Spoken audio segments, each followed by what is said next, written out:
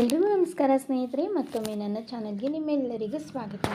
ಸ್ನೇಹಿತರೆ, ಫೆಬ್ರವರಿ 2026 ಮಾಘ ಮಾಸದ ಕೃಷ್ಣ ಪಕ್ಷದ ಗುರುವಾರ ಫೆಬ್ರವರಿ 5ನೇ ತಾರೀಕು ದ್ವಿಜಪರ್ಯ ಸಂಕಷ್ಟಹರ ಚತುರ್ಥಿ ವ್ರತ ಇದೆ ಸ್ನೇಹಿತರೆ. ಇದೇ ಮಾಘ ಮಾಸದ ಕೃಷ್ಣ ಪಕ್ಷದಲ್ಲಿ ಬರುವಂಥ ಪ್ರತಿ ತಿಂಗಳು ಚತುರ್ಥಿಯಂದು ನಾವು ಸಂಕಷ್ಟಹರ ಚತುರ್ಥಿಯನ್ನು ಆಚರಣೆ ಮಾಡ್ತೀವಿ ಸ್ನೇಹಿತರೆ. ಹಾಗಾದರೆ ಮಾಘ ಮಾಸದಲ್ಲಿ ವಿಶೇಷವಾಗಿ ಬಂದಿರುವ ಈ ದ್ವಿಜಪ್ರಿಯ ಸಂಕಷ್ಟಹರ ಚತುರ್ಥಿಯ ವಿಶೇಷತೆ ಏನು ಮತ್ತು ವ್ರತಕಥೆ ಏನು, ಹಾಗೂ ಈ ಸಂಕಷ್ಟಹರ ಚತುರ್ಥಿಯ ಸರಳವಾದ ಪೂಜಾ ವಿಧಾನ, ಯಾವ ನೈವೇದ್ಯವನ್ನು ಅರ್ಪಿಸಬೇಕು ಮತ್ತು ಯಾವ ರೀತಿ ನಾವು ಪೂಜೆಯನ್ನು ಮಾಡಬೇಕು, ಮುಖ್ಯವಾಗಿ ಚತುರ್ಥಿ ತಿಥಿ ಯಾವಾಗ ಪ್ರಾರಂಭವಾಗಿ ಯಾವಾಗ ಅಂತ್ಯವಾಗುತ್ತದೆ ಮತ್ತು ಚಂದ್ರೋದಯದ ಸಮಯವೇನು, ಯಾವ ರೀತಿ ನಾವು ಪೂಜಾ ಸಿದ್ಧತೆಯನ್ನು ಮಾಡಿಕೊಳ್ಬೇಕು ಅನ್ನೋದನ್ನು ಇವತ್ತಿನ ವಿಡಿಯೋದಲ್ಲಿ ಸರಳವಾಗಿ ತಿಳಿಸ್ಕೊಡ್ತಾ ಇದ್ದೀನಿ ಸ್ನೇಹಿತರೆ. ವಿಡಿಯೋನ ಪೂರ್ತಿಯಾಗಿ ನೋಡಿ ಹಾಗೂ ವಿಡಿಯೋ ಇಷ್ಟ ಆದರೆ ಲೈಕ್ ಮಾಡೋದನ್ನು ಮರಿಬೇಡಿ ಸ್ನೇಹಿತರೆ. ಶ್ರೀ ಸಂಕಷ್ಟಹರ ಗಣಪತಿ ವ್ರತವು ಎಲ್ಲ ವ್ರತಗಳಿಗಿಂತ ಸರ್ವ ಸಿದ್ಧಿಪ್ರದವಾದ ಮೋಕ್ಷ ಪ್ರಾಪ್ತಿಯಾಗುವಂಥ, ಇಷ್ಟಾರ್ಥವನ್ನು ಸಿದ್ಧಿಯಾಗುವಂಥ ಒಂದು ವ್ರತ ಅಂತ ಹೇಳ್ತೀವಿ ಸ್ನೇಹಿತರೆ. ಈ ಒಂದು ವ್ರತವನ್ನು ಪ್ರತಿ ತಿಂಗಳು ಕೃಷ್ಣ ಪಕ್ಷದ ಚತುರ್ಥಿಯಂದು ಈ ಒಂದು ವ್ರತವನ್ನು ನಾವು ಆಚರಣೆ ಮಾಡ್ತೀವಿ. ಇನ್ನು ಈ ದಿನ ಯಾರು ಈ ಗಣಪತಿ ವ್ರತವನ್ನು ಆಚರಣೆ ಮಾಡ್ತಾರೋ ಅವರಿಗೆ ಮಕ್ಕಳ ವಿದ್ಯಾಭಿವೃದ್ಧಿ ಅನ್ನೋದು ಆಗುತ್ತದೆ ಮತ್ತು ಹಿಡಿದಂಥ ಕೆಲಸಗಳಲ್ಲಿ ಯಶಸ್ಸು ಸಿಗುತ್ತದೆ ಮತ್ತು ಎಲ್ಲ ಕೆಲಸಗಳಲ್ಲಿ ಇರುವಂಥ ಅಡ್ಡಿ ಆತಂಕಗಳು ದೂರ ಆಗುತ್ತದೆ ಸ್ನೇಹಿತರೆ. ಇನ್ನು ಈ ಒಂದು ವ್ರತವನ್ನು ನಾವು ಯಾವ ರೀತಿ ಆಚರಣೆ ಮಾಡಬೇಕು, ಯಾವೆಲ್ಲ ವಸ್ತುಗಳನ್ನ ಸಿದ್ಧಪಡಿಸಿ ಇಟ್ಕೊಳ್ಬೇಕು ಅನ್ನೋದನ್ನು ತಿಳ್ಕೊಳ್ಳೋಣ ಬನ್ನಿ ಸ್ನೇಹಿತರೆ. ಈ ಒಂದು ವ್ರತವನ್ನು ಮಾಡೋರು ಸೂರ್ಯೋದಯದಿಂದ ಚಂದ್ರೋದಯದವರೆಗೂ ಉಪವಾಸವನ್ನು ಇದ್ದು ಸಂಕಲ್ಪವನ್ನು ಮಾಡಿಕೊಂಡು ಈ ವ್ರತವನ್ನು ಆಚರಣೆ ಮಾಡಬೇಕು. ಸಂಕಷ್ಟಹರ ಚತುರ್ಥಿ ದಿನ ಬೆಳಗ್ಗೆ ಬೇಗ ಎದ್ದು ತಲೆ ಸ್ನಾನವನ್ನು ಮಾಡಿಕೊಂಡು ಕೈಯಲ್ಲಿ ಹೂವು ಅಕ್ಷತೆಯನ್ನು ಹಿಡ್ಕೊಂಡು ಸಂಕಲ್ಪವನ್ನು ಮಾಡಿ ಇಡೀ ದಿನ ಉಪವಾಸ ಇದ್ದು ಗಣಪತಿ ಪೂಜೆ ವ್ರತವನ್ನು ಆಚರಣೆ ಮಾಡಬೇಕು. ಈ ದಿನ ಉಪ್ಪಿಲ್ಲದಂಥ ಆಹಾರವನ್ನು ಸೇವನೆ ಮಾಡೋದರಿಂದ ನಮ್ಮ ಇಷ್ಟಾರ್ಥಗಳು ಬೇಗ ಸಿದ್ಧಿಯಾಗುತ್ತದೆ ಅನ್ನೋದು ಒಂದು ನಂಬಿಕೆ ಸ್ನೇಹಿತರೆ. ಇನ್ನು ಈ ಒಂದು ಪೂಜೆಯನ್ನು ಮಾಡೋದಕ್ಕೆ ನಾವು ಯಾವೆಲ್ಲ ವಸ್ತುಗಳನ್ನ ಸಿದ್ಧಪಡಿಸಿ ಇಟ್ಕೊಳ್ಬೇಕು, ಮುಖ್ಯವಾಗಿ ಯಾವ ನೈವೇದ್ಯವನ್ನು ಅರ್ಪಿಸಬೇಕು, ಯಾವ ಹೂವನ್ನು ಅರ್ಪಿಸಬೇಕು ಅನ್ನೋದನ್ನು ತಿಳ್ಕೊಳ್ಳೋಣ ಬನ್ನಿ ಸ್ನೇಹಿತರೆ. ಈ ಒಂದು ಗಣಪತಿಗೆ ನಾವು ಸಂಕಷ್ಟಹರ ಚತುರ್ಥಿ ವ್ರತವನ್ನು ಆಚರಣೆ ಮಾಡಬೇಕಾದಾಗ ಮುಖ್ಯವಾಗಿ ನಮಗೆ ಪೂಜೆಗೆ ಅಗತ್ಯವಾಗಿ 21 ಗರಿಕೆ ಬೇಕು. ತುಂಬೆ ಹೂವು ಮತ್ತು ಕೆಂಪು ಕಣಗಳೆ ಇದ್ದರೆ ತುಂಬಾ ಒಳ್ಳೆಯದು ಸ್ನೇಹಿತರೆ. ಕೆಂಪು ದಾಸವಾಳದ ಹೂವು, ಕೆಂಪು ಗುಲಾಬಿ ಹೂಗಳನ್ನ ನಾವು ರೆಡಿ ಮಾಡಿ ಇಟ್ಕೊಳ್ಬೇಕಾಗುತ್ತೆ. ಇನ್ನು ನೈವೇದ್ಯಕ್ಕೆ ಹಾಲು, ಹಣ್ಣು ಮತ್ತು ಕಡುಬನ್ನು, ಇಲ್ಲಾಂದರೆ ಮೋದಕವನ್ನು, ಗಣಪತಿಗೆ ಕಡುಬು ಮೋದಕ ಅಂದರೆ ತುಂಬ ಇಷ್ಟ. ಕಡುಬು, ಮೋದಕ, ಸಜ್ಜಿಗೆ ಈ ರೀತಿಯಾಗಿ ನಾವು ನೈವೇದ್ಯವನ್ನು ಮಾಡ್ಬೋದು. ಇನ್ನು ಚಂದ್ರನಿಗೆ ಅರ್ಘ್ಯವನ್ನು ಕೊಡಬೇಕಾಗುತ್ತದೆ. ಗಣಪತಿಗೆ ಪೂಜೆಯನ್ನು ಎಲ್ಲ ಮಾಡಿ ಧೂಪ ದೀಪ ಎಲ್ಲ ಆದ ನಂತರ ಚಂದ್ರನಿಗೆ ಅರ್ಘ್ಯವನ್ನು ಕೊಟ್ಟು ಆಮೇಲೆ ನಾವು ಉಪವಾಸವನ್ನು ಬಿಡಬೇಕಾಗುತ್ತೆ ಸ್ನೇಹಿತರೆ. ಇನ್ನು ಅಷ್ಟೇ ಅಲ್ಲದೆ ಇಡೀ ದಿನ ನಾವು ಉಪವಾಸವನ್ನು ವ್ರತ ಮಾಡ್ತಾ ಇದ್ದರೆ ಮಾತ್ರ ಉಪವಾಸವನ್ನು ಮಾಡಬೇಕು, ಇಲ್ಲಾಂದರೆ ಮಾಡಲೇಬೇಕನ್ನೋ ನಿಯಮ ಏನಿಲ್ಲ. ಮಂಗಳವಾರ ಬಂದಂಥ ಅಂಗಾರಕ ಸಂಕಷ್ಟಿ ದಿನ ನಾವು ಉಪವಾಸವನ್ನು ಮಾಡಿದರೆ ಸಾಕು ಸ್ನೇಹಿತರೆ. ಇನ್ನು ಫೆಬ್ರವರಿ 5ನೇ ತಾರೀಕು ಗುರುವಾರ ಬಂದಿರುವಂಥ ಈ ಒಂದು ಸಂಕಷ್ಟಹರ ಚತುರ್ಥಿಯನ್ನು ನಾವು ದ್ವಿಜಪ್ರಿಯ ಸಂಕಷ್ಟಹರ ಚತುರ್ಥಿ ಅಂತ ಕರಿತೀವಿ.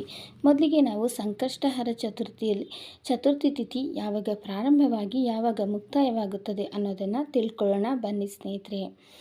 ಫೆಬ್ರವರಿ 5ನೇ ತಾರೀಕು ಗುರುವಾರ ಬೆಳಗ್ಗೆ ಅಂದರೆ 12 ಗಂಟೆ 10 ನಿಮಿಷಕ್ಕೆ ಚತುರ್ಥಿ ತಿಥಿ ಅನ್ನೋದು ಪ್ರಾರಂಭವಾಗಿ ಶುಕ್ರವಾರ ಮಧ್ಯಾಹ್ನ 12 ಗಂಟೆ 25 ನಿಮಿಷಕ್ಕೆ ಚತುರ್ಥಿ ತಿಥಿ ಅಂತ್ಯವಾಗುತ್ತದೆ. ಇನ್ನು ನಮಗೆ ಚಂದ್ರೋದಯ ಸಮಯ ಯಾವಾಗ ಅಂತಂದರೆ ಗುರುವಾರ ರಾತ್ರಿ 9 ಗಂಟೆ 31 ನಿಮಿಷಕ್ಕೆ ಚಂದ್ರೋದಯ ಆಗುತ್ತದೆ ಅಂತ ತಿಳಿಸಲಾಗಿದೆ.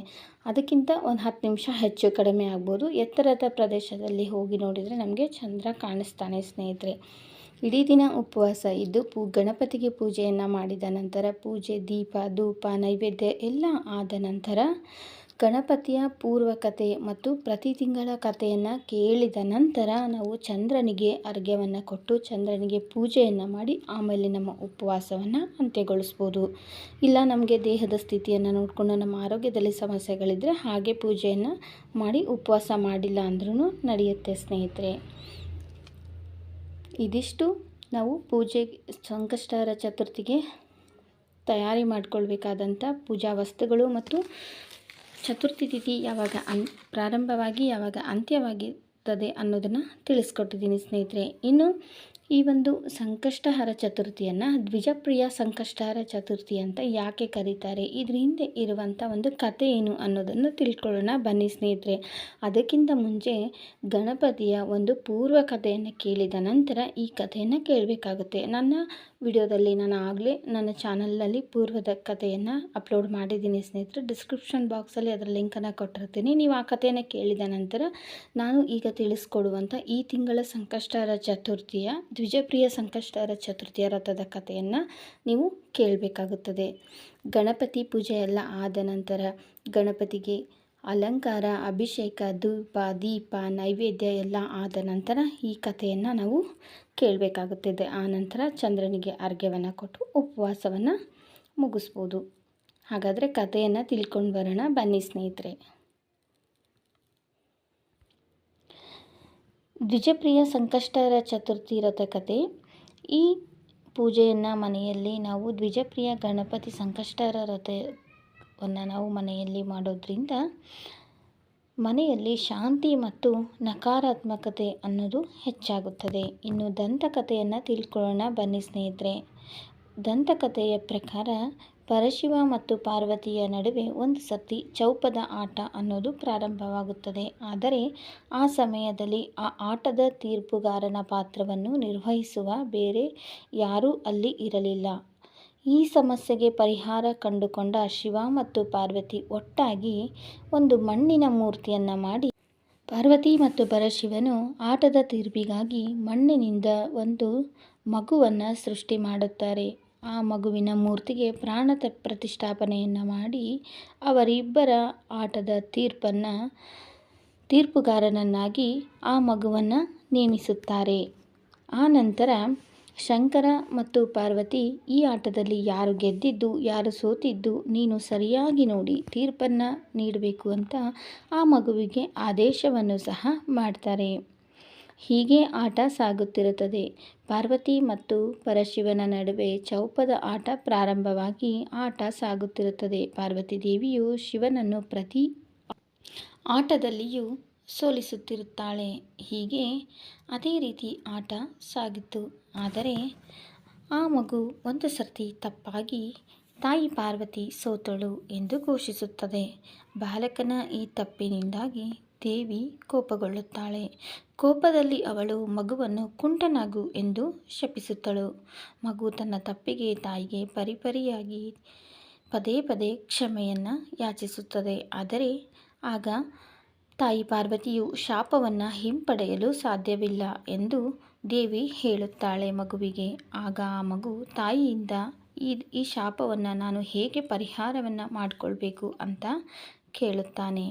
ಆಗ ಪಾರ್ವತಿ ದೇವಿಯು ದ್ವಿಜಪ್ರಿಯ ಸಂಕಷ್ಟಹರ ಚತುರ್ಥಿ ಮಹಿಮೆಯಿಂದ ನೀನು ಈ ಶಾಪದಿಂದ ಮುಕ್ತಿಯನ್ನು ಪಡೆಯಬಹುದು ಅಂತ ಹೇಳ್ತಾಳೆ. ಮಗು, ನಿನ್ನ ಶಾಪ ವಿಮೋಚನೆ ಆಗಬೇಕು ಅಂದರೆ ನೀನು ಗಣಪತಿಯನ್ನು ಪೂಜೆ ಮಾಡಬೇಕು. ಸಂಕಷ್ಟ ಚತುರ್ಥಿಯನ್ನು ಗಣಪತಿಯ ದ್ವಂದ್ವ ರೂಪವನ್ನು ನಿಯಮ ಅನುಸಾರ ಪೂಜಿಸಬೇಕು ಎಂದು ಹೇಳುತ್ತಾಳೆ. ಆ ಮಗು ಹಾಗೆಯೇ ಮಾಡುತ್ತಾನೆ ಮತ್ತು ಗೌರಿಯ ಮಗ ಗಣೇಶನು ಹುಡುಗನ ನಿಜವಾದ ಭಕ್ತಿಯನ್ನು ಕಂಡು ತುಂಬ ಸಂತೋಷವನ್ನು ಪಟ್ಟು ಮಗು ಶಾಪದಿಂದ ಮುಕ್ತವಾಗುತ್ತದೆ. ಅವನ ಕಾಲುಗಳು ಸಂಪೂರ್ಣವಾಗಿ ಆರೋಗ್ಯವಾಗಿ ಮತ್ತು ಅವನು ತನ್ನ ಜೀವನವನ್ನು ಶಾಂತಿಯುತವಾಗಿ ಬದುಕಲು ದ್ವಿಜಪ್ರಿಯ ಗಣಪತಿಯ ರಥವನ್ನು ಆಚರಣೆ ಮಾಡ್ತಾನೆ. ದ್ವಿಜಪ್ರಿಯ ಎಂದರೆ 2 ಬಾರಿ ಜನಿಸಿದವನು. ದ್ವಿಜ ಅಂದರೆ 2. ಹಾಗೆ ಹಾಗಾಗಿ ಈ ಒಂದು ಸಂಕಷ್ಟಹರ ಚತುರ್ಥಿಯನ್ನು ಯಾರು ಆಚರಣೆ ಮಾಡ್ತಾರೋ ಅವರಿಗೆ ಇರುವಂಥ ಆರೋಗ್ಯದ ಸಮಸ್ಯೆಗಳು ದೂರವಾಗುತ್ತದೆ. ಹಾಗಾಗಿ ಈ ಮಾಘ ಮಾಸದಲ್ಲಿ ಬಂದಿರುವ ದ್ವಿಜಪ್ರಿಯ ಸಂಕಷ್ಟಹರ ಚತುರ್ಥಿಯನ್ನು ಆಚರಣೆ ಮಾಡೋದ್ರಿಂದ ಜೀವನದಲ್ಲಿ ಇರುವಂಥ ಸರ್ವ ಸಂಕಷ್ಟಗಳು ನಿವಾರಣೆಯಾಗುತ್ತದೆ. ಮಕ್ಕಳ ವಿದ್ಯಾಭ್ಯಾಸದಲ್ಲಿ ಅಭಿವೃದ್ಧಿ ಆಗುತ್ತದೆ. ಎಲ್ಲ ಕೆಲಸಗಳಲ್ಲಿ ಸಿದ್ಧಿ ಅನ್ನೋದು ಪ್ರಾಪ್ತಿಯಾಗುತ್ತದೆ. ಇನ್ನು ಅಷ್ಟೇ ಅಲ್ಲದೆ ಆರೋಗ್ಯದಲ್ಲಿರುವಂಥ ಎಲ್ಲ ಸಮಸ್ಯೆಗಳು ದೂರವಾಗುತ್ತದೆ ಸ್ನೇಹಿತರೆ. ಇನ್ನು ಗಣಪತಿ ಪೂಜೆಯನ್ನು ನಾವು ಯಾವ ಸಮಯದಲ್ಲಿ ಮಾಡಬೇಕಂದ್ರೆ ಬೆಳಗ್ಗೆ ನಾವು ಬ್ರಾಹ್ಮಿ ಮುಹೂರ್ತದಲ್ಲಿ ಮಾಡಬೇಕು. ಇಲ್ಲ ಅಂದರೆ ಸಾಯಂಕಾಲ ಚಂದ್ರೋದಯ ಇರುವಂಥ ಸಮಯದಲ್ಲಿ ನಾವು ಸಂಕಷ್ಟಹರ ಚತುರ್ಥಿ ವ್ರತವನ್ನು ಮಾಡಬೇಕಾಗುತ್ತದೆ. ಬೆಳಗ್ಗೆ ಬ್ರಾಹ್ಮಿ ಮುಹೂರ್ತದಲ್ಲಿ ಮಾಡೋಕ್ಕಾಗಿಲ್ಲ ಅಂದರೆ ಸಾಯಂಕಾಲ ಗೋಧೂಳಿ ಸಮಯದಲ್ಲಿ ಸಂಕಷ್ಟಹರ ಗಣಪತಿ ವ್ರತವನ್ನು ಪೂಜೆಯನ್ನು ಮಾಡಬೇಕಾಗುತ್ತದೆ ಸ್ನೇಹಿತರೆ. ಇದಿಷ್ಟು ಇವತ್ತಿನ ಈ ಒಂದು ದ್ವಿಜಪ್ರಿಯ ಸಂಕಷ್ಟಹರ ಚತುರ್ಥಿಯ ಒಂದು ಮಾಹಿತಿ ಸ್ನೇಹಿತರೆ. ತಿಳ್ಕೊಂಡ್ರಲ್ಲ ಸ್ನೇಹಿತರೆ, ದ್ವಿಜಪ್ರಿಯ ಸಂಕಷ್ಟಹರ ಚತುರ್ಥಿಯ ವಿಶೇಷತೆ ಏನು, ಚತುರ್ಥಿ ತಿಥಿ ಆರಂಭ ಮತ್ತು ಅಂತ್ಯ, ಯಾವ ರೀತಿ ಪೂಜೆಯನ್ನು ಮಾಡಬೇಕು, ಯಾವೆಲ್ಲ ವಸ್ತುಗಳನ್ನ ಸಿದ್ಧತೆ ಮಾಡಿ ಇಟ್ಕೊಳ್ಬೇಕು ಮತ್ತು ಚಂದ್ರೋದಯದ ಸಮಯವೇನು, ಇದೆಲ್ಲವನ್ನು ಇವತ್ತಿನ ವಿಡಿಯೋದಲ್ಲಿ ಸಂಪೂರ್ಣವಾಗಿ ತಿಳಿಸ್ಕೊಟ್ಟಿದ್ದೀನಿ. ಈ ವಿಡಿಯೋ ನಿಮಗಿಷ್ಟ ಆದರೆ ಈ ವಿಡಿಯೋಗೊಂದು ಲೈಕ್ ಮಾಡೋದನ್ನು ಮರಿಬೇಡಿ. ಮತ್ತೊಂದು ಒಳ್ಳೆಯ ವಿಡಿಯೋದೊಂದಿಗೆ ನಾನು ಮತ್ತೆ ಸಿಗ್ತೀನಿ ಸ್ನೇಹಿತರೆ.